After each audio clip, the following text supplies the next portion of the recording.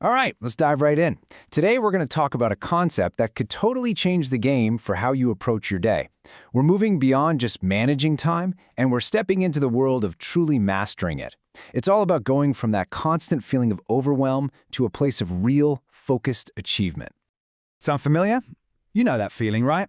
Of trying to pack more and more into your day, only to get to the end of it and just feel drained, and like you haven't actually made any real progress on the important stuff. Well, you are definitely in the right place, because that feeling is exactly what we're here to tackle. For so long, we've all been told about time management. But let's be honest, that philosophy is really just about cramming more things in. It measures your success by how busy you look. And guess where that leads? Yep, straight to burnout. Time mastery, on the other hand, is a completely different way of thinking. It's about strategic execution. It's about measuring your day not by busyness, but by the impact you create.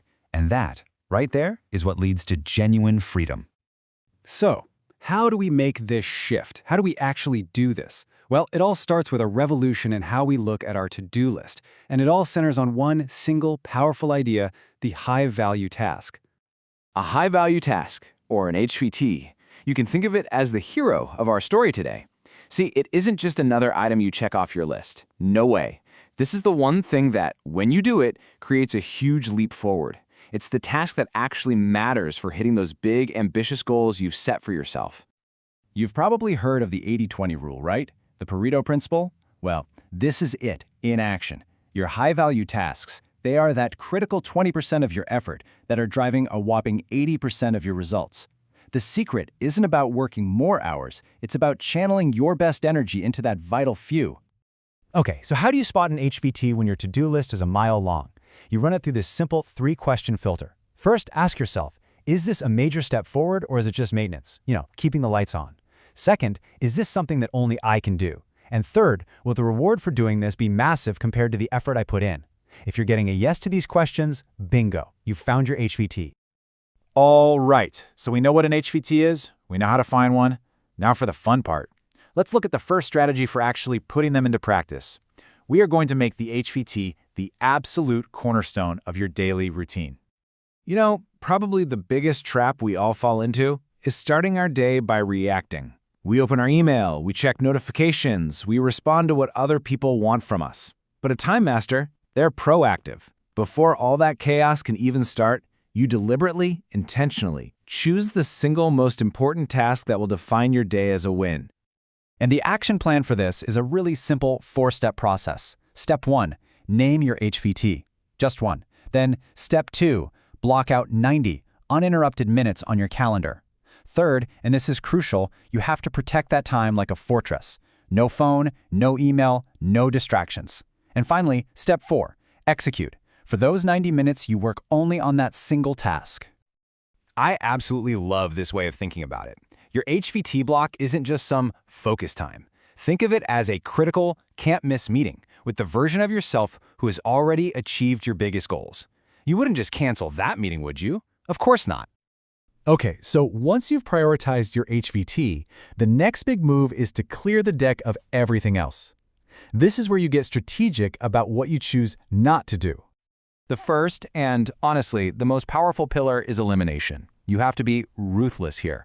Take a hard look at your calendar, your to-do list. Are there meetings you're in that you don't really need to be? Reports that nobody even reads? If a task doesn't serve a real purpose, just delete it. Get it out of there. Now, for the tasks that are necessary but don't really require your unique skills, we move to pillar number 2, automation. Let technology be your best friend here. Set up rules to sort your email. Schedule automatic bill payments. Use whatever software you can to handle those repetitive, boring chores. And finally, for anything that's left over, anything you can't eliminate or automate, you have to ask, can someone else do this? Delegation is a skill, and it is so crucial for freeing up your time so you can focus on those high-impact activities that, remember, only you can do. This brings us to our final strategy, and it might be the most counterintuitive one of them all. To work at your absolute peak, you need to learn how to strategically embrace rest. Many of us have heard of the Pomodoro technique, right? Those short 25-minute sprints. But for that really deep, high-value work, we can actually level it up. Instead of those short bursts, we aim for a 90-minute mastery sprint, which actually aligns better with our brain's natural cycles of focus.